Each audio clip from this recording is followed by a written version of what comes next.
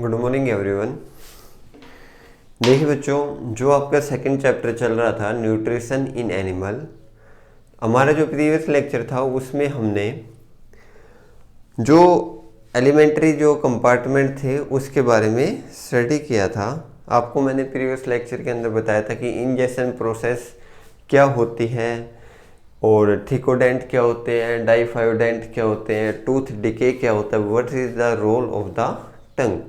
ये सारी चीज़ें मैंने आपको प्रीवियस लेक्चर के अंदर बता दी थी, या अब मैंने आपको ये भी बताया था कि how many types of teeth are present in our mouth और you can say in our buccal cavity and what is the role of each teeth. ये सारी चीज़ें हम जो प्रीवियस लेक्चर था उसके अंदर डिस्कस कर चुके हैं।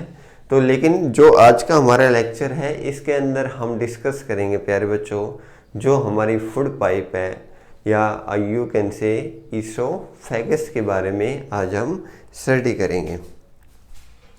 तो topic name is food pipe और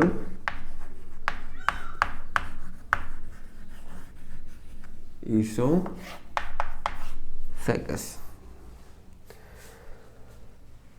अब क्या हो गया प्यारे बच्चों, आपने मुंह के अंदर खाना लिया, इस प्रोसेस को हमने क्या बोला, इंजेक्शन। टीथ ने उस खाने को क्या किया प्यारे बच्चों, चबाने का काम किया। चबाने से हमें ये फायदा हुआ कि जो कॉम्प्लेक्स फूड था वो सिंपल के अंदर धीरे धीरे ब्रेक होना स्टार्ट हो गया। यहाँ तक बात क्लियर हुई। अब क्या होगा, मान लीजिए फूड हमारा यहाँ तक आ चुका है, इस वाले पार्ट तक आ चुका है, और आपको पता है जो हमारी फूड पाइप है वो ऐसे है, ठीक है, यहाँ तक है। फिर हमारे यहाँ पे क्या है, स्टमक है। तो क्या होगा कि जो फूड हमने खाना खाया या जो हमने खाना खाया, अब वो फूड पाइप की हेल्प से एक प्यारे बच्चों कहाँ पे जाएगा, स्टमक के अंदर जाएगा। तो यहाँ पे एक रोल आता है फूड पाइप का, क्या कि जो हमने फूड खाया है उसको स्टमक तक पहुँचाने का काम कौन करेगा, हमारी फूड पाइप और यू कैन से ईसोफेगस। तो फर्स्ट लाइन तो यही होगी, दी swallowed food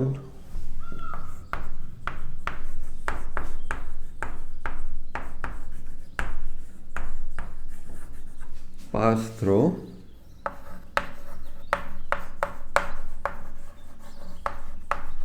ईसोफेगस। आ गया। अब क्या होगा, जैसे हम इस स्ट्रक्चर कुछ ऐसा होता है,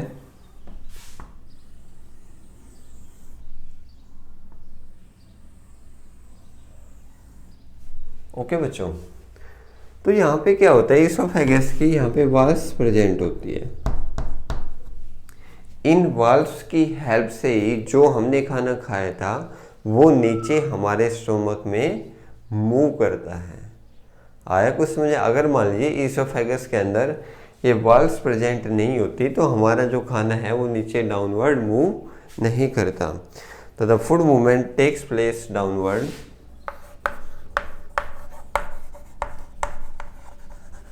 फूड मूवमेंट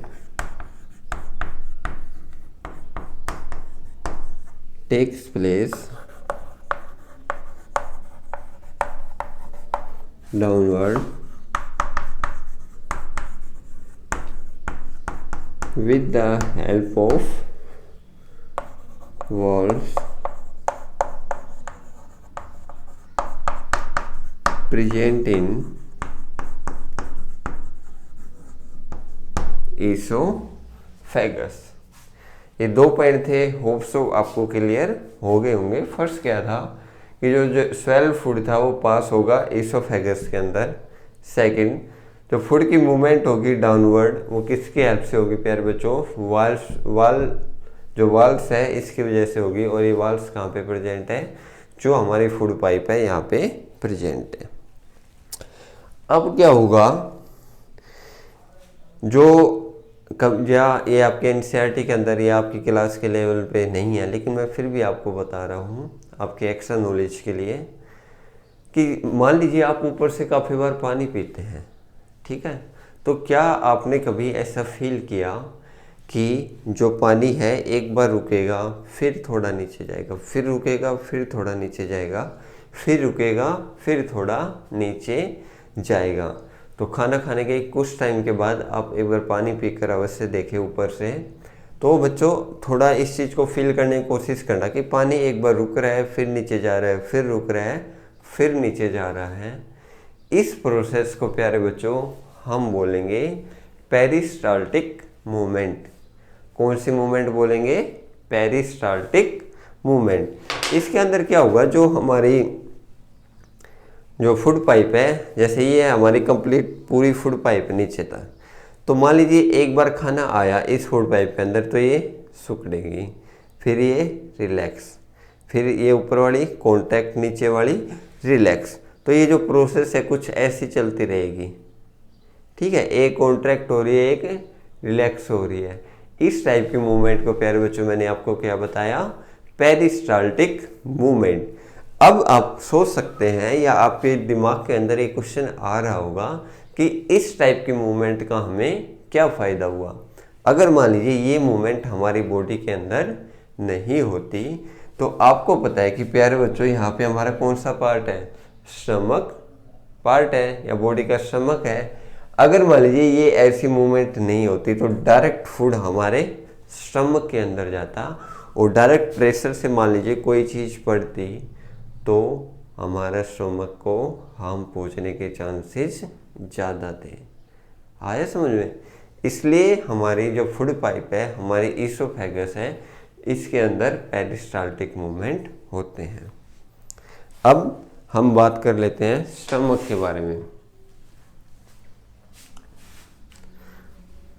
टॉपिक का नाम है दी स्टमक।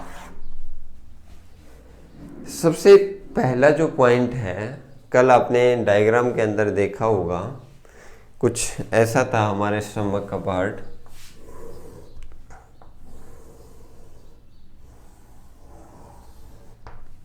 ठीक है, ये हमारा क्या हो गया? स्टमक। ये हमारी क्या हो गई? Food pipe. ये क्या होता है प्यारे बच्चों? थिक वॉल्ड बैग होता है, मतलब इसके चारों तरफ जो वॉल्स होते हैं वो कैसी होती है? थिक होती है। और जो ये किस शेप में है? एक बैग की शेप के अंदर है। तो फर्स्ट पॉइंट यहाँ पे आता है thick walled bag. First point,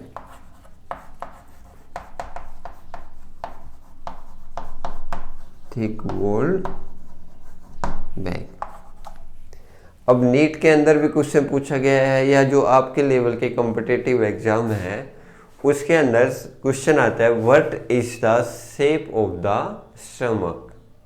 U shape है, जे शेप है, जेड शेप है, ए शेप है, डब्ल्यू शेप है, क्या शेप है?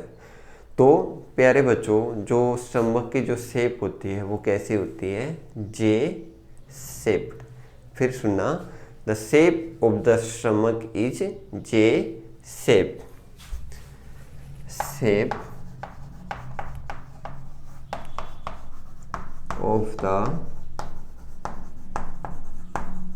Stomach is J shape.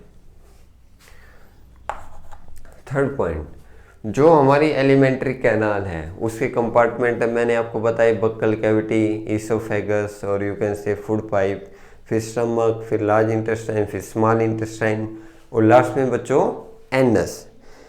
तो जो सबसे वाइडेस्ट पार्ट है, सबसे चौड़ा पार्ट है, सबसे चौड़ा सबसे वाइडेस्ट पार्ट है प्यारे बच्चों हमारी एलिमेंट्री कैनाल का, वो भी क्या है? हमारा स्टमक है। एक और पॉइंट आया, widest part of the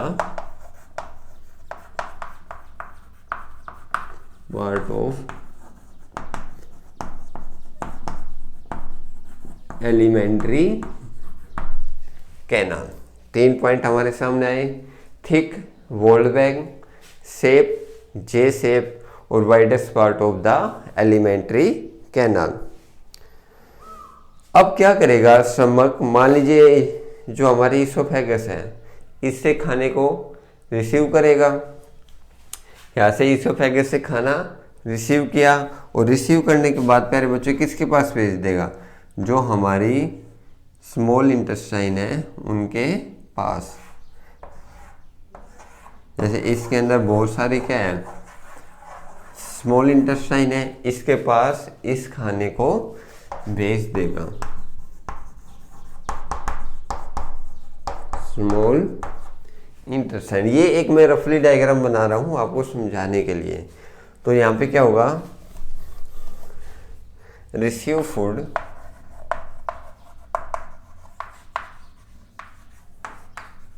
from food pipe and send it to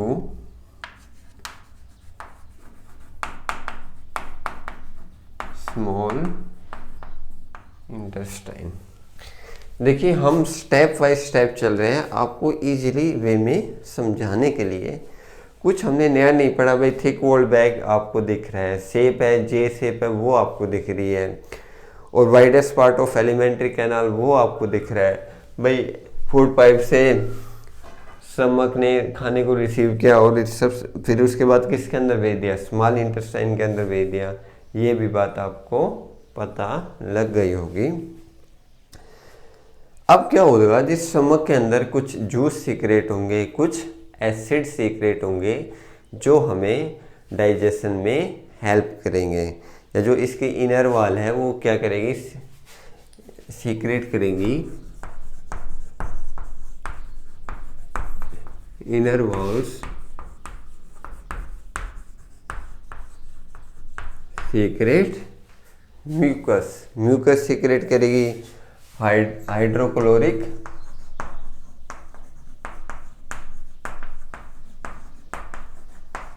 acid, और यू कैन से HCl, और लास्ट प्यारे बच्चों डाइजेस्टिव जूस को ये सीक्रेट करेगी। इनर वाल है स्टमक की, म्यूकस सीक्रेट करेगी, हाइड्रोक्लोरिक एसिड HCl सीक्रेट करेगी, और डाइजेस्टिव सीक्रेट करेगी। अब हम एक एक करके इनके रोल को समझते हैं। अब जो म्यूकस है भाई देखिए, HCl एक एसिड है, आपको पता है कि एसिड किसी भी चीज़ को इजीली जला देता है।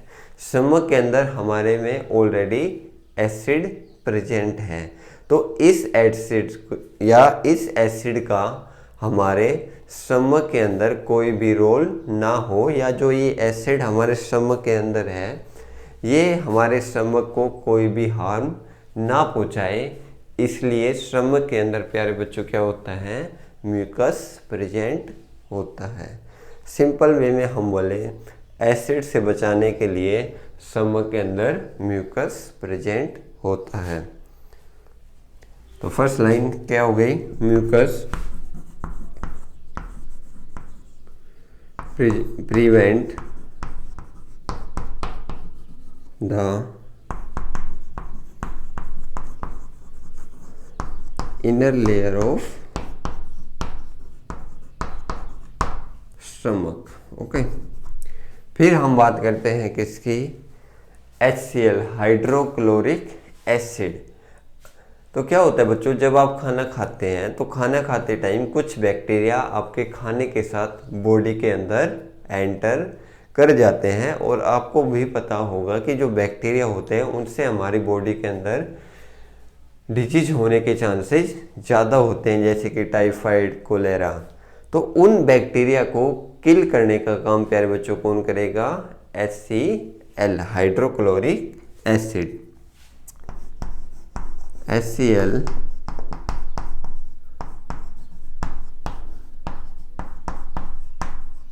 kills the bacteria which enter through food into our body। हो गई आपको क्लियर है बात। एक अब क्या होगा, देखिए डाइजेस्टिव जूस, आपको पता है जितने, या आपको मान सकते हो एस हाइड्रोक्लोरिक एक एसिड है, लेकिन प्यारे बच्चों जो स्टमक के अंदर डाइजेस्टिव जूस है ये काम तभी करेंगे जब इनको एसिडिक मीडियम मिलेगा, या इनको जब एसिड मिलेगा तभी डाइजेस्टिव जूस अपना काम करेंगे, अदरवाइज अपना काम नहीं करेंगे। तो अब डाइजेस्टिव जूस को एसिड देने का काम कौन करेगा, HCl। होगी बात क्लियर आपको। HCl provide acidic medium to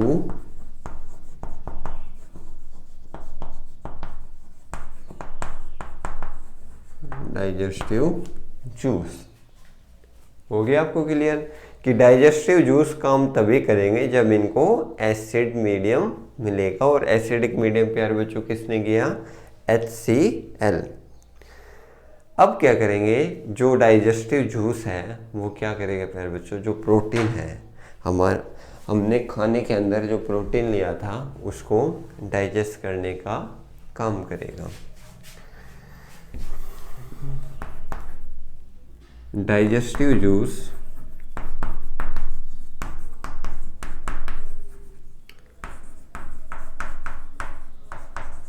helps in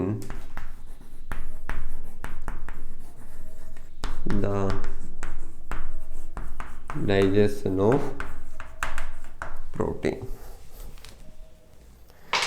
okay, ये था आज हमने फूड पाइप या ईसोफेगस के बारे में पढ़ा, स्टमक के बारे में पढ़ा। हमारे जो नेक्स्ट लेक्चर होगा उसके अंदर हम small intestine, large intestine, anus, इनके बारे में भी स्टडी करेंगे। और आप लोगों से रिक्वेस्ट है कि जैसे नोट्स मैं बना रहा हूँ या अपनी वे में, अपने सिंपल तरीके से जैसा आपको अच्छा लगे आप भी अपने नोट्स अवश्य बनाएं। And thanks a lot, have a nice day.